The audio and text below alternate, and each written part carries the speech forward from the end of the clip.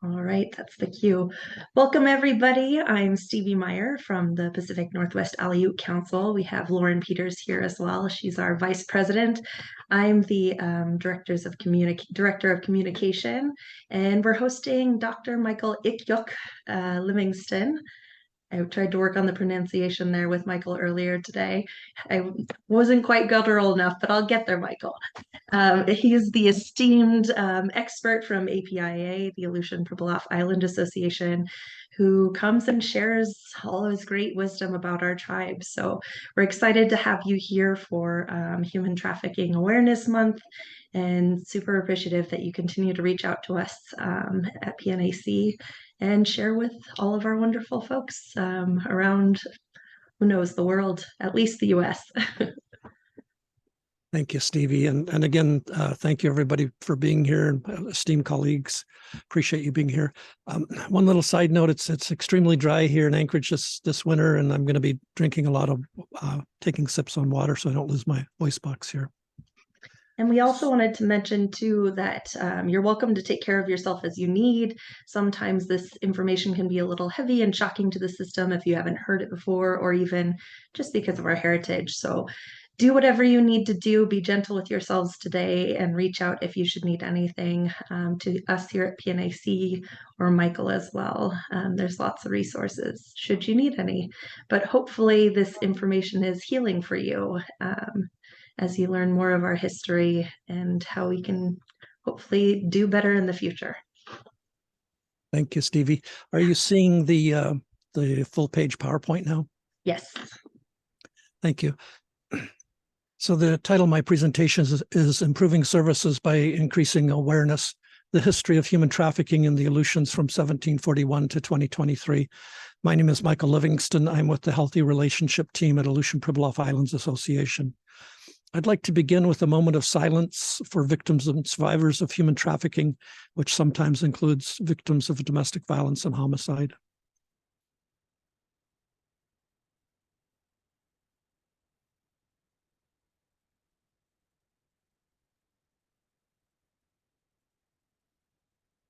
Thank you. So the topic of human trafficking is sometimes like an iceberg. We only have time today for me to skim across the top of the surface. There's a lot below the surface. But if a topic grabs your attention and you want to talk about it afterwards, we can, either by email or in person or by smoke signals. Aleut Pribilof Island Association has many grants or awards that provide services to victims of crime. We have quite a few different departments and offer a wide range of services. One of those is Standing Together for Our People, the STOP grant. And under the STOP grant, we want to build organizational capacity, provide direct services to victims of trafficking, strengthen local response to trafficking in Alaska, train in effective identification assessment. We want to have trauma-informed service delivery. We have many referral paths for severe forms of trafficking. We want to develop victim service protocols and develop and present local MMIP training, which is missing and murdered Indigenous persons. Like Stevie and I have both mentioned, the topic of human trafficking can be a very heavy topic. It sometimes involves people getting hurt. Traffickers sometimes use violence or homicides or threats of homicides to coerce people into trafficking. This presentation may be upsetting for some. If you'd like to talk to the counselor, please let someone know. The 988 crisis line is available, and at the end of this presentation, I'm going to ask all of you to pull out your cell phones if you have one, or your landline, and to call 988. The people on 988 are here to help. Human trafficking can be a very scary topic. One prison I went to at the Alaska Native Justice Center from Rochelle Greenlee, she talked about the film Taken. And I watched the film years ago, and I recently found it on YouTube and paid to watch it again. And I got to the scene where the daughter's hiding underneath the bed. She's on the cell phone with her dad, and both of them know that the traffickers are going to come and get her. And it's a very scary movie, but I encourage you to find it and watch it. I had to stop the film at that point in time because it was just kind of too scary for me. But maybe I can watch it again and learn something to help inform people about how real human trafficking is And again, traffickers quite often use homicide as a tool for intimidation for their financial benefit. There is a pre-survey, and there should be a link in the chat window if you want to log on to that link real quick. There's only 10 questions. They're very easy. It's not graded. Just by taking it, you're going to get 100% an A+. And it just basically measures what your level of knowledge might be before my presentation. And I'll give you a few seconds to find that link and to log on. I think a couple of you have already, and I thank you for that. As I'm giving a few seconds to log on and take the pre-survey, I want to give you a quick overview of what I'm going to talk about today. I'm going to go over definitions of human trafficking. I'm going to get some help to introduce myself and go over a couple Unanga values. I'm going to present to you 7 theories surrounding human trafficking, give you an overview of the Unanga era, the Russian era, the American era, the Japanese military era. And then I'm going to talk about anti-Unanga hate literature. I'm going to go over a case study and then some models for improvement, and then a summary with an opportunity for questions.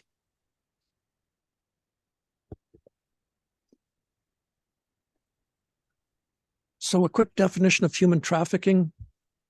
This definition is from the United States Department of Justice. Human trafficking is a crime that involves exploiting a person for labor, services, or commercial sex. And quite often when we hear the phrase human trafficking, we think about commercial sex, but it's important to remember that it also involves exploiting a person for labor or services. And then from the state of Alaska, the Alaska statutes, Title 11, which is criminal law, Section 1141-360, human trafficking in the first degree. A person commits the crime of human trafficking in the first degree if the person compels or induces another person to engage in sexual conduct, adult entertainment, or labor in the state by force or threat of force against any person or by deception. Each one of these phrases is defined in the Alaska statutes. And then human trafficking in the first degree is a Class A felony. This is a survey question, so I'll give you some hints. Human trafficking is not a violation. It's not a misdemeanor, and it's not an unclassified felony. It's a felony. And then I want to present to you a quick definition of historical trauma. It refers to a complex and collective trauma experienced over time and across generations by a group of people who share an identity, affiliation, or circumstance. And by the end of my presentation, I hope I've presented to you evidence that the Unanga people have possibly been subjected to historical trauma over the past 300 years. In the Unanga culture, it's important that we not kind of brag about our background, especially in the olden days when we all lived in an Unangamula traditional sod house. If Mike said to his uncle, Mike, or uncle, I built an iqyax, a kayak, uncle would say, Mike, I know you built a kayak. I was right there and watched you build the whole thing. But today we all live in separate parts of the world. So I'm going to rely upon the help of 3 people to help introduce a little bit about my background, beginning with United States Army Private George Fox, who was born in Unga in 1920, raised in Unalaska, and tragically killed in World War II in Italy. His memory was almost completely forgotten, and his grave was unmarked for 80 years. And then I'm going to rely upon the help of Gertrude Savarni, an amazing artist from Unalaska. The carving of the pink alabasters at the Ted Stevens International Airport. And if you're ever in the airport, I encourage you to find the tunnel that goes over to the rental car. In one of the glass display cases there is this pink alabaster carving by Gertrude of an Unanga woman with an Unanga girl on her lap weaving a basket. And then mostly I'm going to rely upon the help of United States Senator Dan Sullivan to help tell you a little bit about my background. But more importantly than my background, you're going to find in his presentation that I'm going to play in a few seconds here, a metaphor for human trafficking. And basically that metaphor is that Private George Fox, a hero, an Alaska Native hero who died in action, was almost forgotten about.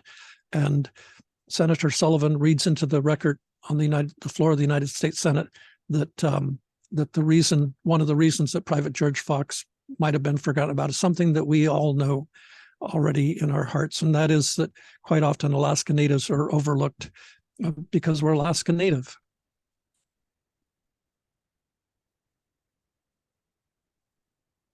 So frankly, his record in the military was essentially forgotten.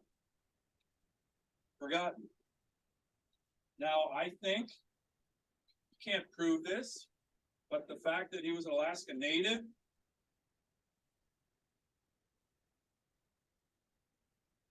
that there was probably some discrimination here, like, hey, whatever, is Alaska Native, we're not that worried. And so nobody in authority kept his memory alive, his service alive. It was all forgotten. That he was even a soldier. So his memory, his service, and his heroism, these are serious battles in World War II, all faded. Almost completely to nothing if it wasn't for our heroic Alaskans of the Week that we are recognizing today. So enter our first Alaskan of the Week, Mike Livingston, also a native Alaskan, Unagun. And he was determined to remember this vague memory of this guy he had heard about, Private George Fox. Here's a little bit of Mike's story, which is another great story. He was born in Cold Bay, Alaska, which is another island on the Aleutian Island chain. He moved to Unalaska, the town we were talking about, in 1978 as a college student to learn the art of building traditional kayaks from the native elders in the community, and he began to work as a public safety officer. From then until 2003, when he retired, he was an emergency medical technician, a firefighter, a dive rescue specialist, a police officer, a detective in various places throughout Alaska. Much of it in Anchorage at the Anchorage Police Department, and he's currently a captain with the Alaska State Defense Force. Along the way, now this guy is really impressive, what Mike did. He received a master's degree in anthropology and a doctorate in education, all of which he uses as a specialist in his job also at the Human Trafficking Island Association. And he has used his education and skills also as a detective, and fuels his passion for helping people, helping solve mysteries, particularly in his interest of genealogy and family trees that involve stories that are untold, mysteries. A tree nut, a family tree nut, he calls himself, as do his group of friends who dig deep to solve puzzles, the kind of which involve people, historic places, lapses in historic knowledge that have faded into history, which is exactly what happened to Private George Fox. Around 2005, Mike Livingston, our Alaskan of the Week, and his friends started to take on that mission that happened to Private George Fox. They had heard about him, a fellow Alaska Native who they knew from stories was killed in action fighting somewhere in World War II. But they needed more information. Where was he buried? Nobody seemed to know. Why was he not listed as killed in action in service in World War II? In the U.S. military, when a service member is killed in action, the survivors get benefits. And they are entitled to receive full military honors at funerals. And in Mike's culture, and in Private Fox's culture, the Unagun culture, when a warrior dies protecting their village, statues were carved, songs were written and sung. It has always been a huge honor in the Native culture to be a fallen warrior. But Private George Fox got none of this from America, from his federal government, and even from the amazing Alaska Native people. Mike Livingston, the detective with a servant's heart, wanted to right this wrong. He wanted to do it for Private Fox, for his community, for his people, for his state, for his country. So he got to work on this mystery. He began to dig deeper. He called every federal agency he could think of to try and get more information about this mysterious Alaska native whose memory had faded, whose heroism wasn't recognized. But Mike ran into brick wall after brick wall calling federal agencies. He was able to get a few tidbits, like the basic information mentioned above. And he also discovered George Fox's remains were returned to Unalaska, as I mentioned, in 1949, but nothing else, little else. So I hope that you found that presentation by United States Senator Dan Sullivan inspiring, and hopefully you learned some things. That is, as we warriors against human trafficking wage our battles, we're going to have frustrating times. We started working on Private George Fox around the year 2005, and it wasn't until last year, 2022, that we were able to get, thanks to Senator Dan Sullivan's help, to get a United States Army gravestone placed on George Fox's grave. We also had the United States Army there with the color guard, with the carrying the flags and the 21-gun salute. So sometimes it takes patience, it takes collaboration, it takes a lot of help. And we got tons of help from family tree people and from other people. The city of Unalaska Corporation, the Kowloon tribe, and many other organizations helped us honor Private George Fox. So in terms of my resume, I just want to emphasize I got a lot of my training learned from Ununga elders such as Mike Utek in Cold Bay, Amphisia Shapsnikov in Unalaska, Sergei Savorov, Phil Tudiakov, and Bill Cherpanoff. I've served as a police officer in Alaska for over 28 years. I've studied Aleutian history for about 4 years. I have served as a principal investigator with the National Science Foundation.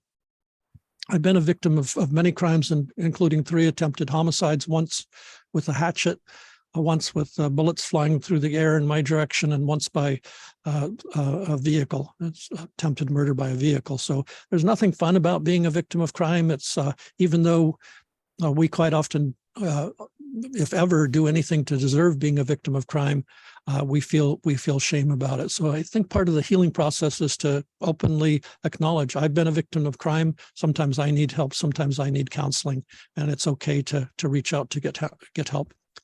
Some of the best training I've had on the topic of human trafficking was by the Federal Bureau of Investigations, a class titled Homicide and Sex Crimes in 1983, instructed through the Anchorage FBI headquarters.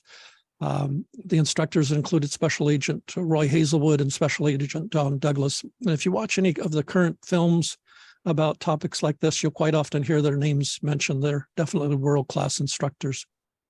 And another value I want to present has to do with respect. Live with and respect the land, sea, and all nature. And all nature includes other human beings. And at the bottom of the slide is the Ununga value, both in the Eastern dialect and the Western dialect of Unungam Tunu. Live with and respect the land, sea, and all nature. And then another value is knowing your family tree, your relations, and your people's history. It's real important that we know who we're related to, our parents, our grandparents, great-grandparents, and then how we might be related to each other.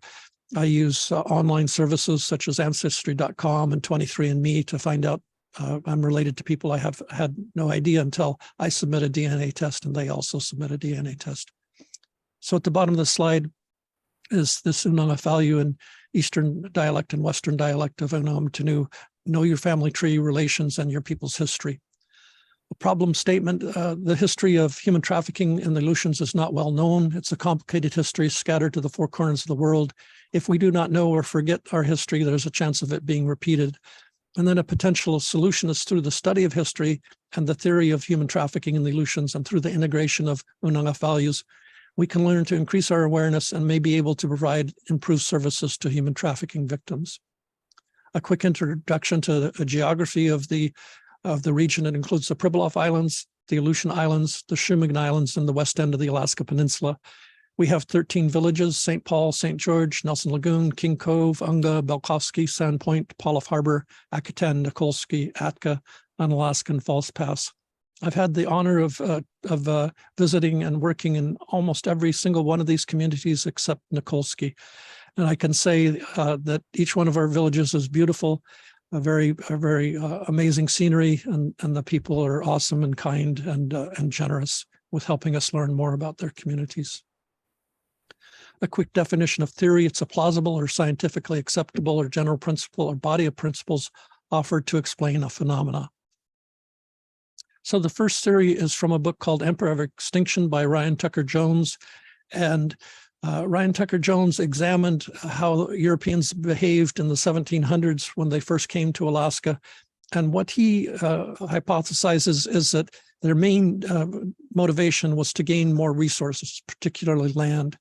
And regardless of the cost, whether or not they drove animals such as a stellar sea cow extinct, whether or not they drove Alaska natives extinct, and whether or not they destroyed the environment. A second theory is from a book called Pagans of the Promised Land by Stephen Newcomb, who is Shawnee and Lenape. And he's also an attorney. And what Stephen Newcomb says is that people from other continents read literature that indicated that they were promised land. And that land, they believe, was North America, and that indigenous people were in the way, just a speed bump that needed to be removed so they could get access to their land.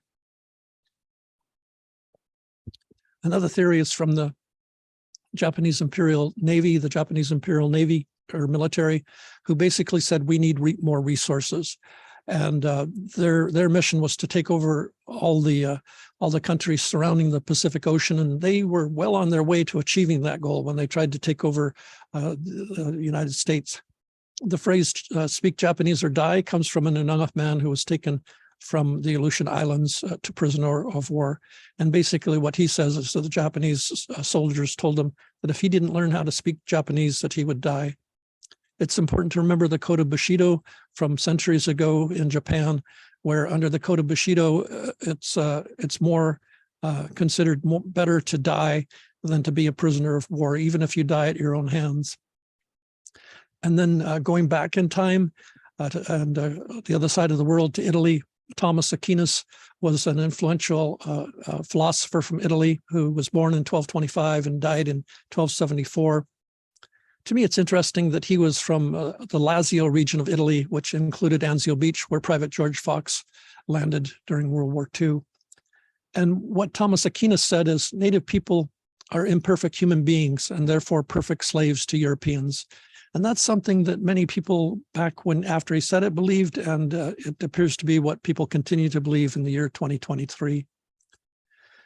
So the next theory is of racial superiority, that people can be gauged by the color of their skin, with light-skinned people being more intelligent, having more rights, and whereas people with darker colored skin are better suited to be slaves, less intelligence, less rights. And it's important that I point out that this theory is false.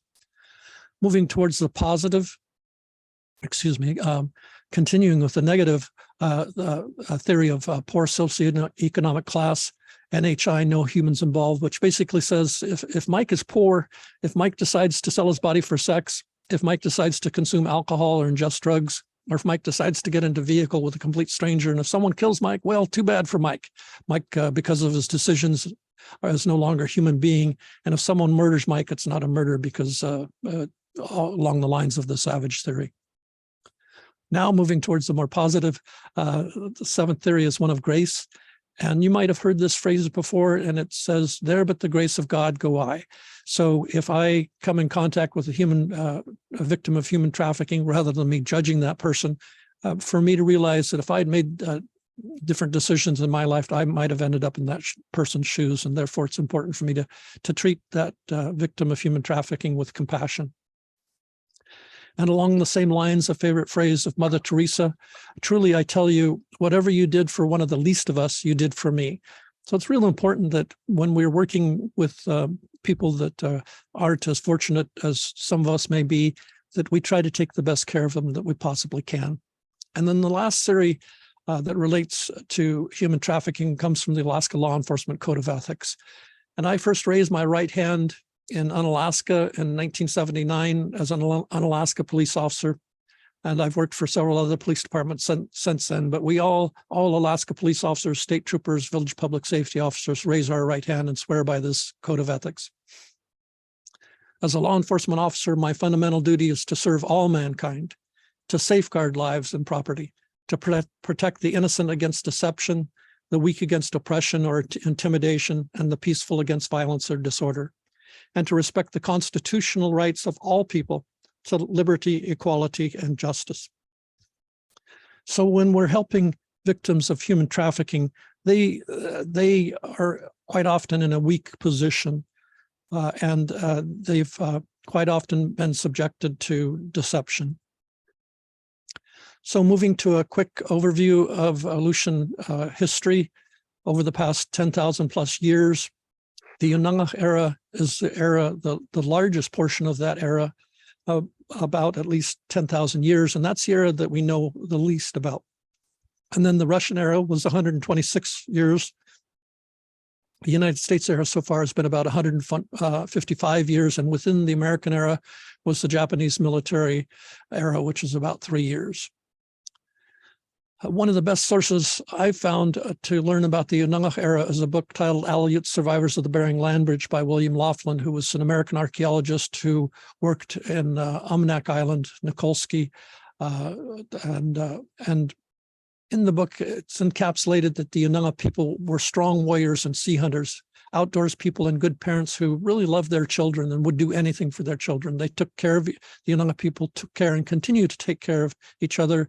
A rich diet in seafood, a diet alcohol-free, tobacco-free, drug-free, and firearms-free. The Unangach people certainly, before the Europeans arrived, had weapons made out of bone and stone and wood.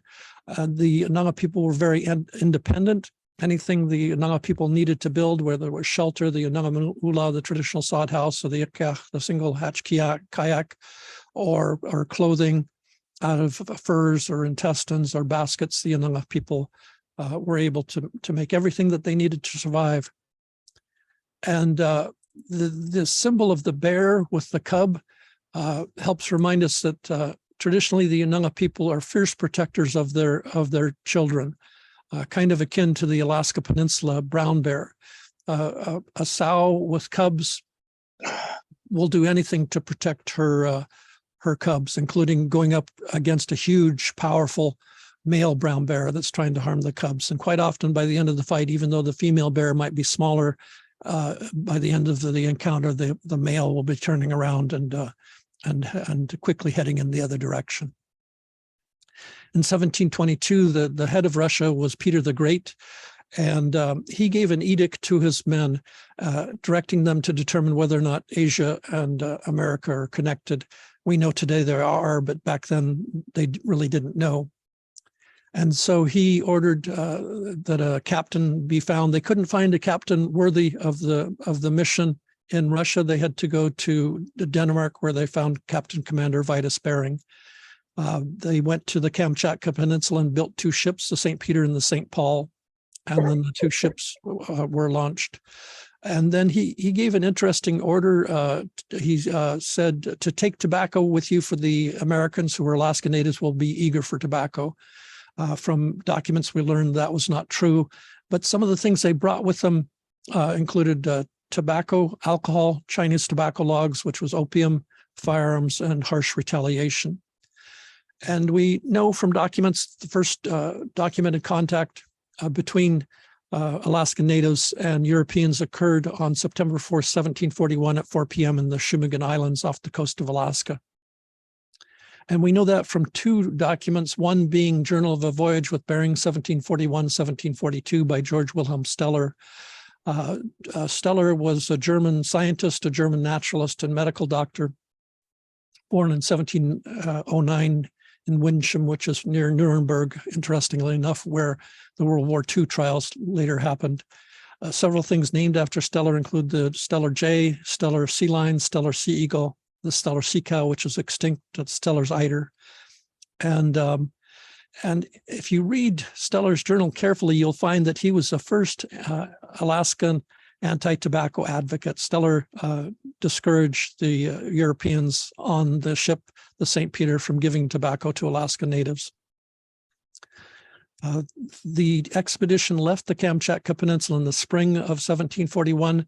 So by August, they'd been on the ship for about 4 months without fresh water or fresh food, particularly fresh vegetables. And we human beings, when we don't eat our vegetables, we get a very debilitating disease called scurvy. And the first person to die from scurvy was Nikita Shumigan, a second-class sailor who died, and they buried him on Nagai Island and named the Shumigan Islands after Nikita. Today, the community of Sand Point is near the Nagai Island. The Kagan Taigan tribe of Sand Point is there, the Yunga tribe, and the Palaf Harbor tribe. So again, this was the first documented contact between Unanga and Europeans, and the ship, we know almost precisely what they had on board because it was a scientific expedition. The ship was about 80 feet long. There were about 80 men. They were very heavily armed. They had cannons, rifles, pistols, knives, and swords. 2 brave Unanga men in iqyax paddled out to them. And to me, the number 2 is important and basically says it's important if you're going into any kind of situation that may be potentially dangerous. There's at least 2 of you. And again, those Unanga men were brave to paddle out there. And from another journal called The Russian Expedition to America by Sven Waxel, Stevie, can you mute one of the microphones? I think at least one of the microphones is on of the participants. So from Sven Waxel's journal, we know that the intentions of the Europeans, mostly Russian, but also Swedish, Danish, and German men on board the ship was not good. They wanted to kill Alaska Native men. They wanted to kidnap Alaska Native women and girls. They wanted to do this so badly and had been planning to do it for such a long time that Captain Commander Vitus Bering had to give them written orders: do not kill and do not kidnap. And we also know that Swedish Lieutenant Sven Waxel and his heavily armed men, and there were many soldiers, military soldiers on the ship, who were more than ready to kill the Unanga people of Nagai Island. Sven Waxel said his men would have just as well killed the savages. And it's important that we recognize that savage, when we reclassify people, when people are reclassified into things like savages, that basically gives the right to kill those people because they're no longer human beings. So Bering did not survive. Out of the 80 men, about 40 of them died, but the men who survived and made it back to Russia took sea otter furs with them, and that caused a great interest in more ships being built and sailing to the Aleutian Islands. And only 4 years later, in 1745, on Atu Island, there was an encounter. And during this encounter, the Europeans recorded that the Promilisheneki, the fur hunters, murdered, there were people who were assaulted and murdered. About 15 Aleuts were shot. From subsequent journals that I'm going to talk about, we know that the Russians tended to minimize the number of homicide victims. And we also know that what occurred there in 1745 is recorded in geographical place names that are still on the maps today from Atu Island, including Murder Point, Massacre Bay, Massacre Beach, Massacre Valley West, Massacre Valley East, and Krasny Point. Krasny is the Russian word for red. The ocean water off this point was red from the blood of the Unanga people that had been murdered and shot by the Europeans. Only a few years later, maybe about 30 years later, British Captain James Cook sailed through the region, and his scribe was named, as person who wrote the documents, his name was Beaglehole. And what Beaglehole recorded is that the Unanga people in 1776 in Unalaska were in a state of subjection. The Russians required them to pay tribute to their masters. The people were emasculated, their weapons were taken away, the children were taken from the parents and employed in the Russian factories and brought up to speak Russian and learn the Russian ways, and were subjected to harsh methods to make them honest, including instant death. So when James Cook was there, and if an Unanga person did something that the Russians disapproved of, that person would be instantly killed. And then moving forward to 1824, when Father Ivan Veniaminov arrived in Unalaska, and he lived in Unalaska for about 10 years, 1824 to 1834. And he extensively traveled through the region, quite often in a 2 or 3 hatch kayak. And he kept notes in a journal called Notes on the Island of the Unalaska District. And if it had not been for Veniaminov, we would not know many things about Aleut or Unanga culture and traditions that we know today. And one thing that Veniaminov recorded, and to me it's amazing, here he was an employee of the Russian government, and he recorded in his journal that the goal of the early Russians was extermination of the Unanga people. And it's important for me to point out, this is not my word, that's Veniaminov's word and his phraseology. That the goal of the early Russians, particularly in the 1760s, was the extermination of the Unanga people. They were given a choice to be a slave to the Russians or to be killed, which we know is really not a choice. And Veniaminov records that the Russians killed thousands of Unanga men and kidnapped Unanga women and girls as hostage to force the men to hunt more sea otters. And that the Russians, particularly in the 1760s, depopulated entire islands and island groups, including the islands of the Four Mountains, which is the origin of the Unanga people. Unimak Island was the most heavily populated island, and the island where the Unanga people were most resistant to enslavery by the Russians. So the Russians sailed there with the intent of sending a clear message. And they landed on the north side of an island in a village, pretended they were cold, got into the Unangamula, the barabras, the traditional sod houses. Once they were inside, they systematically killed everybody in the barabra. And then they ended up killing everybody in the village. And these were heavily populated villages. To make sure that everybody was dead, they set the villages on fire. And if you know the etymology of the word Holocaust, holo means whole and cost means fire. And so in addition, they renamed one of the villages Pogromny. And if you know the etymology of the word pogrom, it means the organized massacre of a particular ethnic group, or in Russian, to destroy, to wreak havoc, to demolish violently. And so they circumnavigated the entirety of Unimak Island until the last person was killed. And they did this to send a strong message to everybody else in the region: do what the Russians say, or there'll be a high price to pay.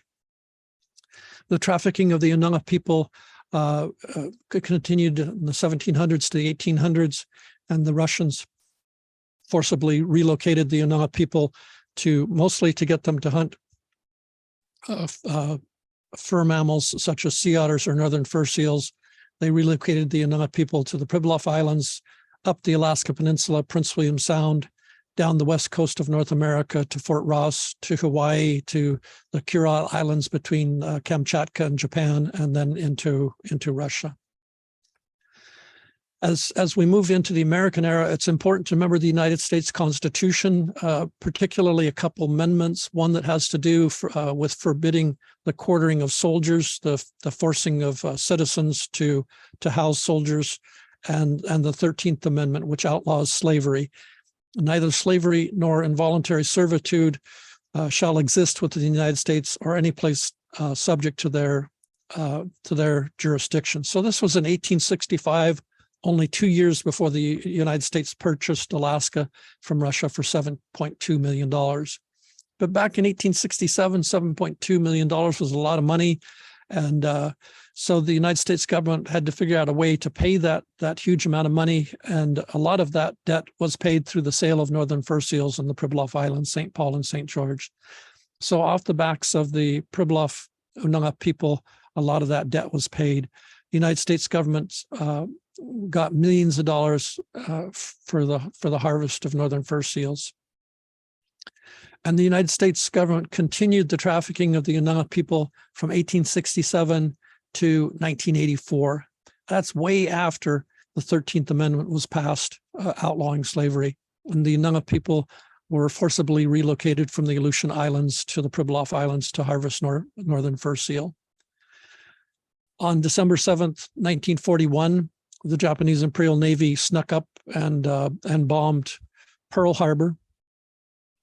And then 6 months later, they snuck up and bombed Unalaska without warning.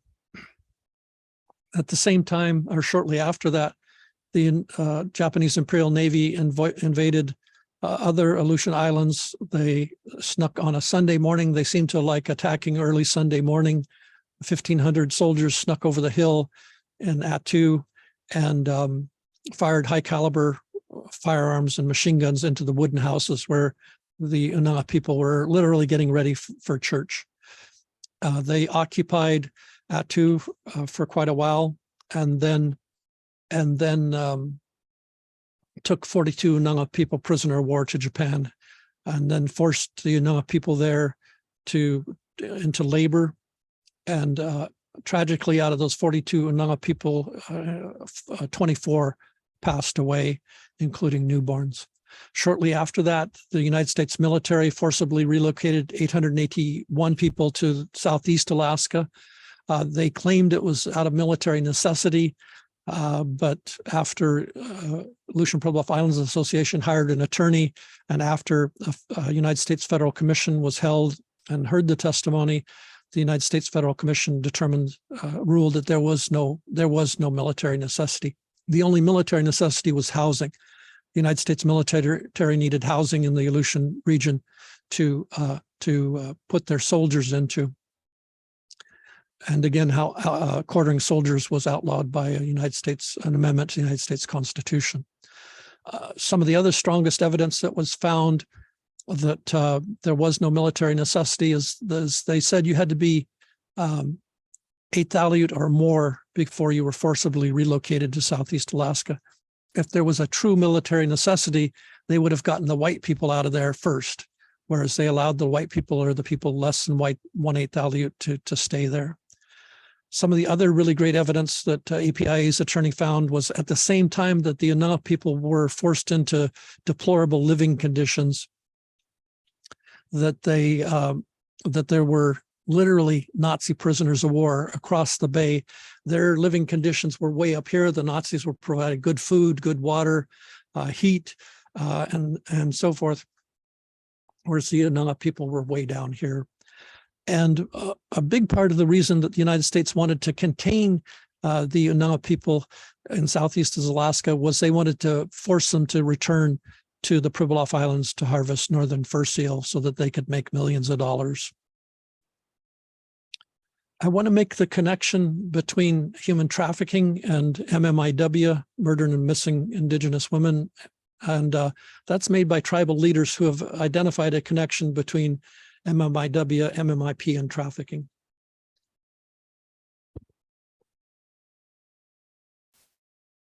So looking at Unanga MMIW, there's one source called the ANTHC Injury Atlas that was published in the year 2014.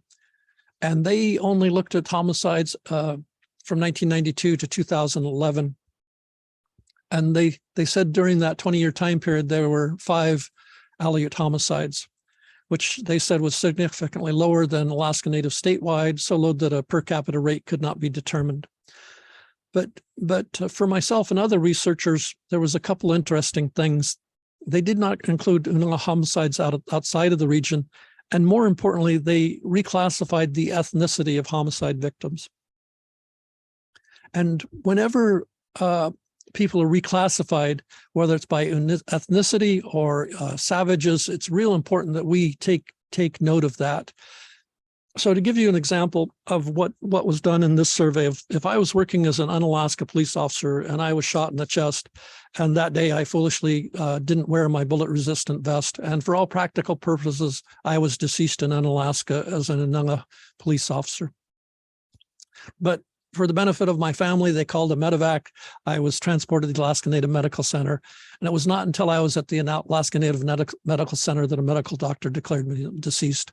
Under this ANTHC injury atlas, I am no longer Unanga. I am, because I was declared deceased in Anchorage, Dena'ina territory, I am now Dena'ina. And they did this not only for the Unanga people, but all homicide victims. And so I asked the authors of this publication, so you reclassified Unanga homicide victims from Unanga to Dena'ina or whatever. How many did you reclassify? And the response I got was that they are unable to determine.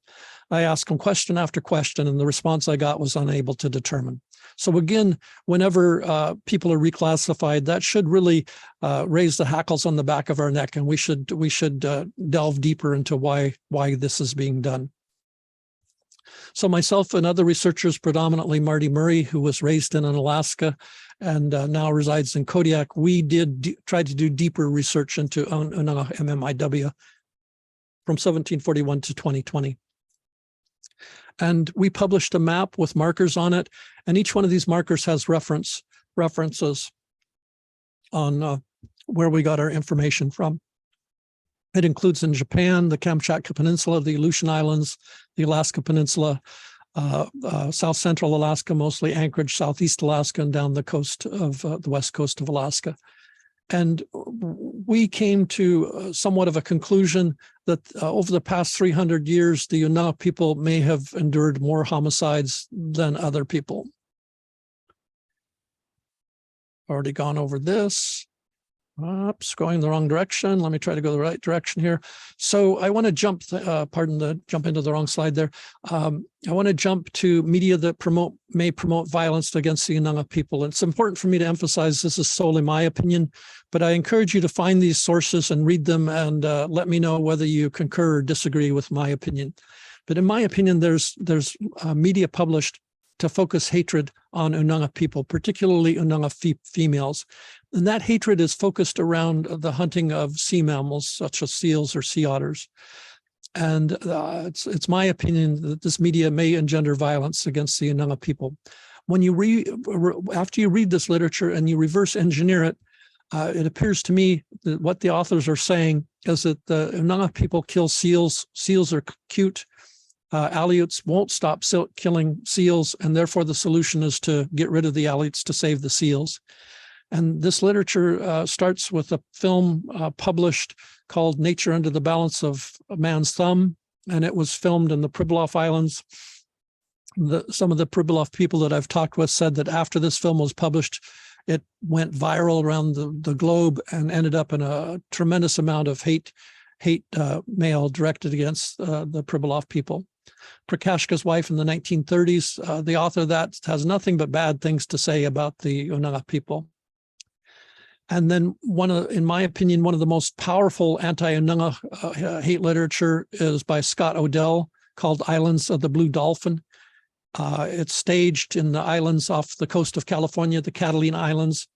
There's a Native American girl there with her younger brother. Her brother's about age 8. Everything bad that happens in Islands of the Blue Dolphin is because of the Aleuts. All the men on the island get killed because of the Aleuts. The brother's 8-year-old boy gets killed by an Aleut dog. The girl's marooned on the island for 18 years by herself because of the Aleuts. When a white ship arrives to save her, there's an Aleut girl on board the ship who speaks Unungamtanu, the Aleut language. And the author says that the Aleut language is the language of the enemies. And quite often, hatred and racism and sexism is based upon the lie. The book Islands of the Blue Dolphin begins with a lie. And that lie is that there's a ship sailing up to the island, and that ship is an Aleut ship. It's not an Aleut ship. It's a Russian ship upon which the Unanga people are slaves. And then the last literature is Seal Wife, and I'll go into that book a little bit more towards the end of this presentation. So working with the United States Attorney General's Office, acting United States Attorney General Brian Wilson, and MMIP coordinator Ingrid Cumberledge, Marty Murray and myself were asked to focus on the years since Alaska became a state in 1959 to determine how many Ununga homicides there have been. And the title of that publication is called One is Too Many, One Homicide is Too Many. And tragically, we found that between the years that Alaska became a state and today, there's been on the average of one homicide per year.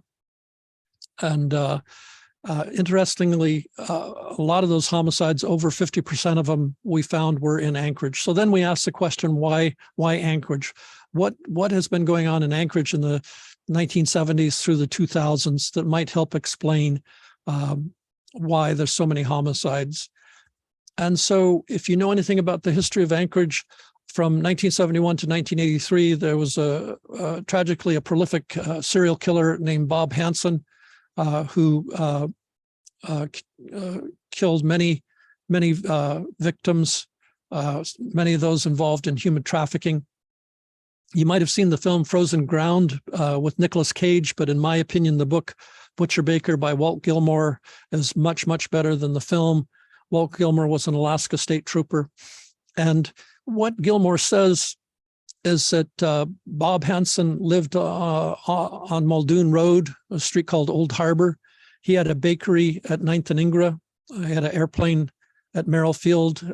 He had several firearms. His firearm of choice was a Ruger Mini 14, and he targeted human trafficking victims. And to this day, some of those victims are unidentified. Walt Gilmore said the Anchorage Police Department had a bad attitude. They had the attitude that if someone's involved in human trafficking and if they get killed, well, too bad. But Walt Gilmore says if there was a hero in the book, it was Anchorage Police Detective Greg Baker. In the lower right-hand corner of this slide is a photograph of retired Biff Baker with the white hair and the white beard. Standing to his right is Anchorage Police Officer Jade Baker. When I was working with the Anchorage Police Department, we hired Jade, and since then, Detective Biff Baker's granddaughter has been hired. So there's 3 generations of awesome detectives. But Gilmore says, Walt Gilmore says the Anchorage Police Department had an opportunity to aggressively investigate these kidnappings and homicides and get them stopped, but they didn't because of a bad, what he calls a dinosaur attitude. So the Alaska State Troopers began investigating the case, and they felt they had probable cause to search Bob Hansen's home over in Muldoon off of Old Harbor. They went to an Anchorage District Attorney judge, an Anchorage District Attorney, and the Anchorage District Attorney told the troopers, you don't have probable cause to search his residence. And the state troopers did something very wise. They went district attorney shopping. So they went up to Fairbanks, found a district attorney up there, and they flew that district attorney down to Anchorage on a Friday evening. He sat down at an old typewriter, probably an IBM Selectric 2, typed out the affidavit. And by Monday morning, they had an affidavit, a lengthy document saying why the troopers believed they had probable cause. They took that into a judge at the Anchorage court system, and the judge said, you have probable cause. And the Alaska State Troopers went over to that residence on Old Harbor off of Old Muldoon. And in the middle of the slide, there's an image of an aeronautical map that they found behind Bob Hansen's headboard. And on the upper part of that map, there's a lot of blue marks. Bob Hansen took credit for those homicide victims that he flew over in his plane and landed on the Knik River and buried them. He denied the homicides to the south portion of the map down towards Seward. He denied taking responsibility for those homicides. Up in the bottom center of this slide, up in the rafters, underneath the insulation, they found firearms and mementos, and the firearms included that Ruger Mini 14 that the troopers believed was the homicides were committed with. And towards the bottom left is a slide of Klutna Annie, one of the victims who's not been identified. That's an older reconstruction by a forensic artist, and then in the middle is a more modern reconstruction by a forensic artist of what the Aleut Annie, who's still not been identified, might look like. Another thing that was going on in Anchorage in the 1970s and the 80s was organized crime. And an FBI agent named Ken Mershon worked with a man named Anthony Tate. And Anthony was a very brave man who agreed to infiltrate the Hells Angels here in Anchorage. And the Hells Angels were involved in all kinds of crime, including human trafficking. 4th Avenue back in those days, you could drive up and down 4th Avenue. There was clear indications of human trafficking on 4th Avenue. There were strip joints such as the Wild Cherry Saloon. You could drive up and down Spenard back in the 70s and 80s, clear indications of human trafficking. The Hells Angels like to see themselves as a bunch of good old boys who just like to ride motorcycles. But if you read the Hells Angels, you'll find clear indications that they are ruthless people who will commit any crime for financial gain, including homicide. You and I might have been raised under rules like thou shalt not kill, thou shalt not murder. But if you're a member of the Hells Angels, you get rewarded for doing homicides.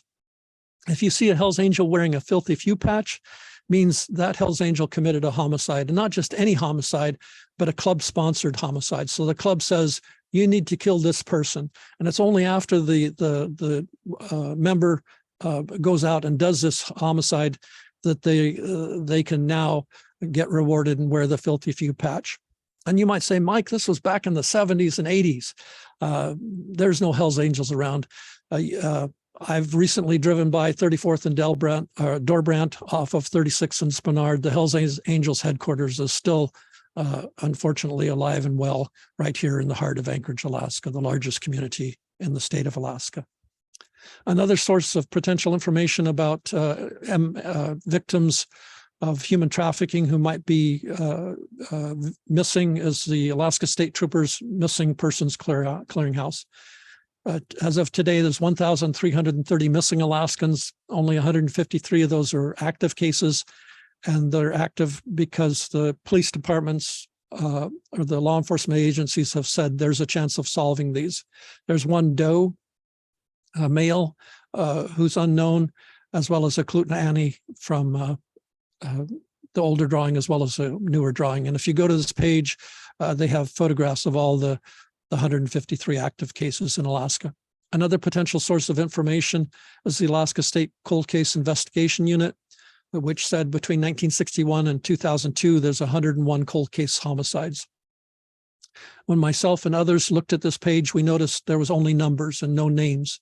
We looked at cold case pages from other states like California, Washington, Oregon, Colorado, and Connecticut. Those pages had tons of information about the cold case homicides. Basic synopsis of the case, photographs of the victims while they're still alive, rewards that basically encourage the public to step forward and help solve these cold case homicides. The state troopers only had the number 101. Myself and others filed Freedom of Information Act requests. About 35 FOIAs were filed. We got no response from the troopers. They refused to release the names. We drafted AFN, Alaska Federation Resolution 19-22, and on the eve of AFM 19, the Alaska State Troopers released 69 names. And myself and others could go through those names and try to see if they're the same names that we have in the databases we've compiled. But at the same time, 32 cold case homicides disappeared. And so our question is, did the Alaska State Troopers solve those 32 cold case homicides in one weekend, or did they just disappear? Did they get reclassified? And to this day, the Alaska State Troopers refuse to release the names of those 32 cold case homicides. And like United States Senator Dan Sullivan mentioned, some of those may be Alaska Natives that people just basically say, oh, so what? To the state troopers' credits, they are solving cold case homicides, which are extremely difficult cases to solve, including Sophie Sergey and Shelley Conley.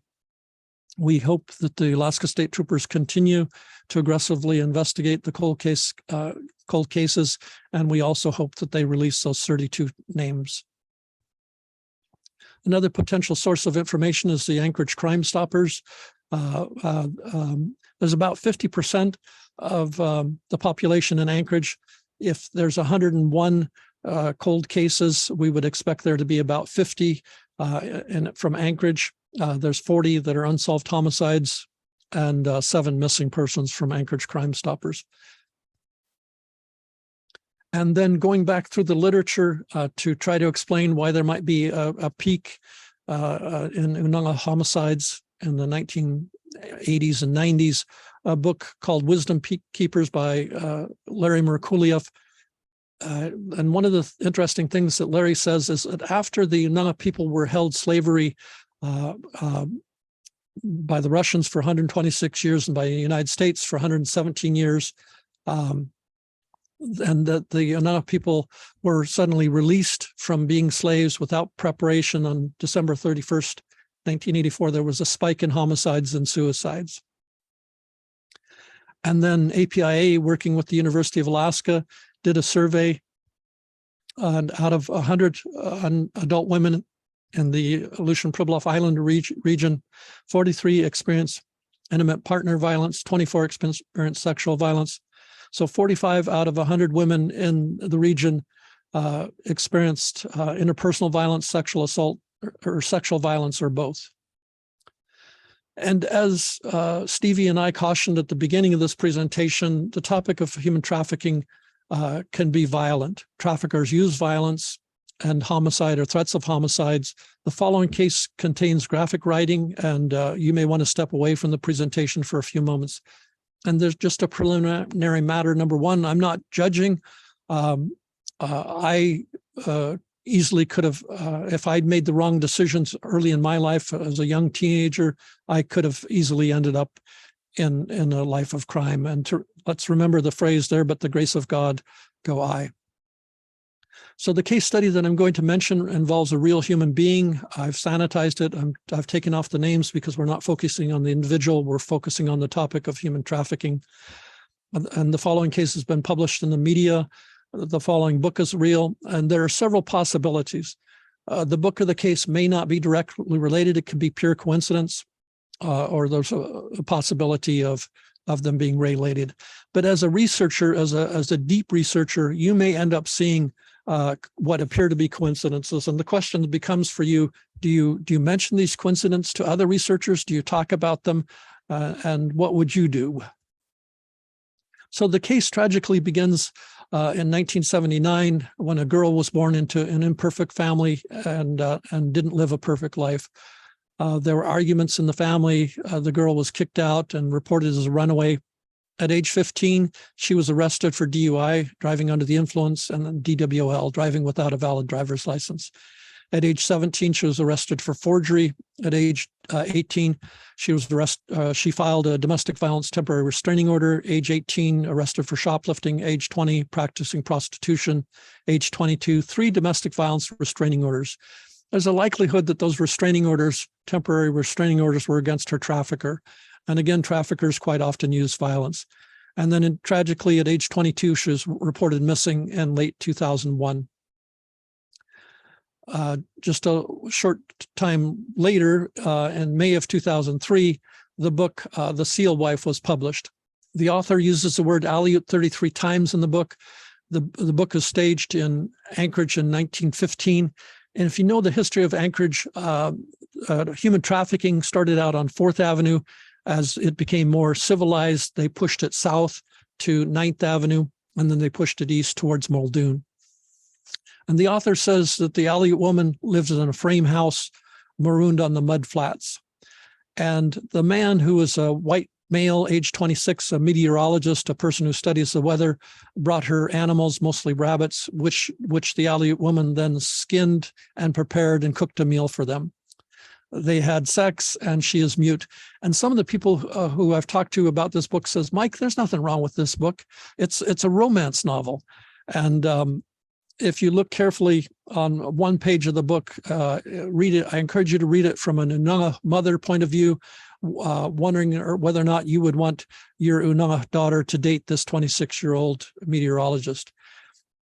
In a dream, he dismembers her. It's easy enough. And to me, what this author is doing is then blaming this dream that the man has on the Unanga woman. It's easy enough. He's learned from watching her skin and cut up animals. So shortly after the book was published on June 2003, on the mudflats off of Beluga Point, the body of the woman was located. It's been almost 20 years later. The case still remains unsolved. Very few of us know this woman's name. And so my question is, can hate violence literature result in violence? And it's important that Unanga people do research, deep research, and can anti-Unanga hate literature be stemmed? And again, it's possible that the book and the case are pure coincidence, not related at all. And some of the research I've done, I came across a phrase from none other than Albert Einstein, who talks about spooky action at a distance. And what Einstein says is that we quite often have to see an action and then a result of that action. But what Einstein said is sometimes things happen at the same time and that they appear to be connected.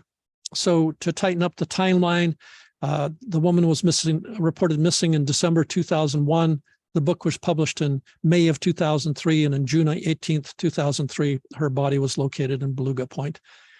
And again, this case is to this day unsolved.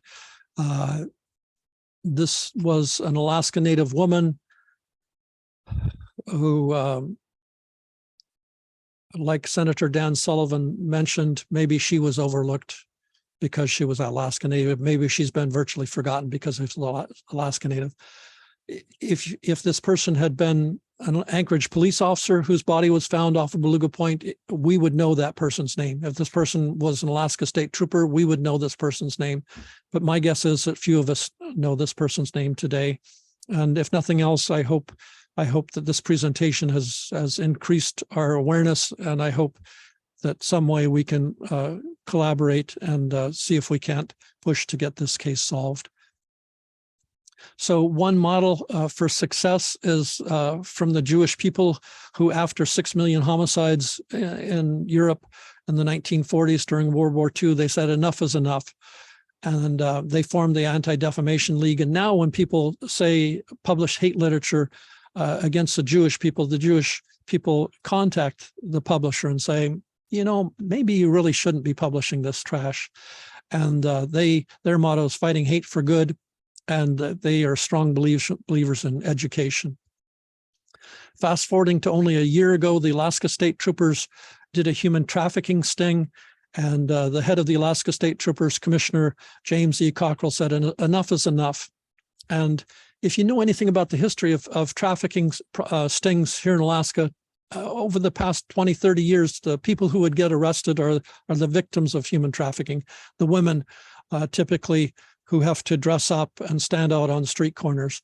But instead, what the Alaska State Troopers did is they took Alaska State Troopers, mostly women, they dressed them up in appropriate costumes, and as a result of that sting, 22 men were arrested in Fairbanks in Alaska. And if you go to this link, Alaska State Troopers published the names and the ages of those 22 men who were arrested only a year ago as a result of this sting. So moving towards the summary, I want to encourage us to find ways to turn negative into positive. Racism is often based on lies, sexism is often based on lies, and hatred is often based on lies because these things sell. Books like Islands of the Blue Dolphin, they've sold millions of copies of that books. You go to school events where they have books for sale, quite often you'll see Islands of the Blue Dolphin. And again, I encourage you to find that book and read it. And if you agree that it's probably not the best of things to be said about the Unanga people, this is very, very effective hatred, in my opinion. It's so subtle you don't even notice it. You read the book, you think, wow, what a great story, the girl survived. No, it's again, in my opinion, hate literature directed against Unanga people. You go back and you find the original version of that book. The publishers of it had to tell the author to tone it down. In the first version of the book, the author had the 8-year-old boy killed by 2 Unanga men. They had to tone it down. Instead of the Unanga men killing him, it was an Aleut dog. But find those lies, call them out and identify them lies, and find out what the truth is, and turn those lies into truth, turn enemies into friend, turn hatred into love. And like this here by Martin Luther King Jr., I have decided to stick with love. Hate is too great a burden to bear. And to help us learn how to say in Unangam Tunu, I love you, I'm going to rely upon the amazing help of Ethan Pettigrew. And if you don't know Ethan, Ethan is the amazing leader of the Unanga dancers here in Anchorage, as well as the head of Cook Inlet Native Head Start, with their headquarters off the Tudor Muldoon Curve, as well as their new amazing building down by Valley of the Moon Park in the heart of Anchorage. So what your challenge for you is to learn how to say I love you in Unangam Tunu.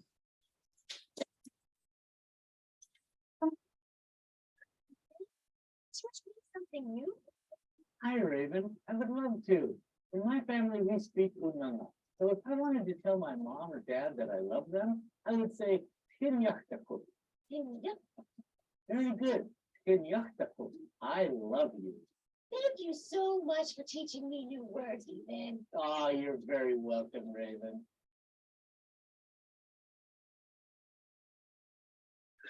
So your homework assignment for extra credit is to find a copy of Butcher Baker, to find a copy of Hell's Angels Into the Abyss. Butcher Baker is by Walt Gilmore. Hell's Angels Into the Abyss is by Eve Levine.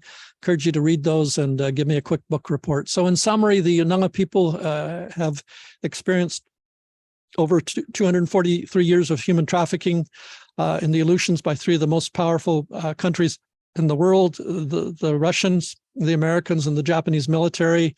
The trafficking of the Unanga people continued until 1984, only 38 years ago, which is not long ago. There may be anti-Unanga hate literature, the possibility of historic trauma. Through being aware of the history, we may be able to assist in providing service of victims of crime. I'd like to conclude with a moment of silence for victims of survivors of human trafficking, which sometimes includes victims of domestic violence and homicide.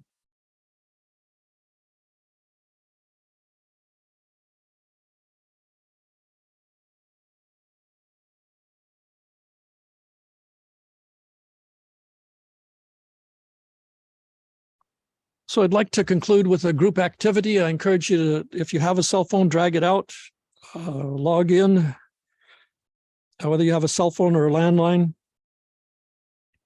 and dial 988.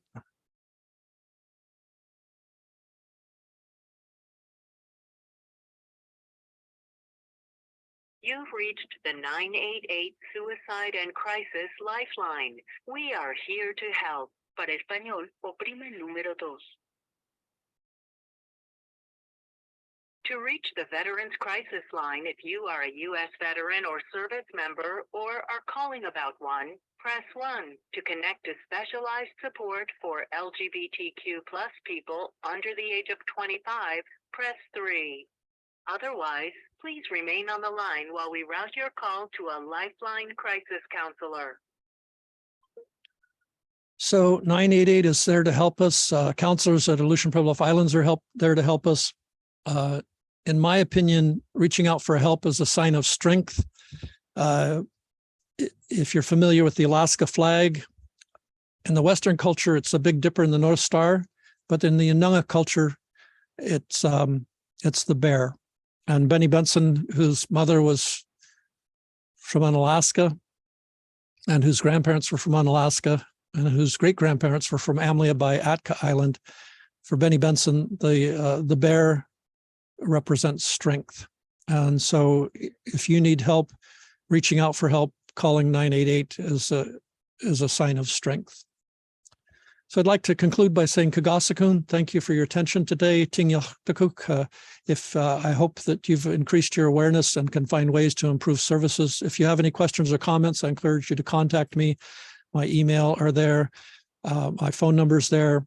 And I also encourage you to take the post survey, and hopefully Stevie can put that post survey into the link. And Stevie, if it's okay with you, if we can stop the recordings in case anybody online wants to give feedback so they doesn't have to be recorded. Yes, before I Oh, sorry, I'm not double.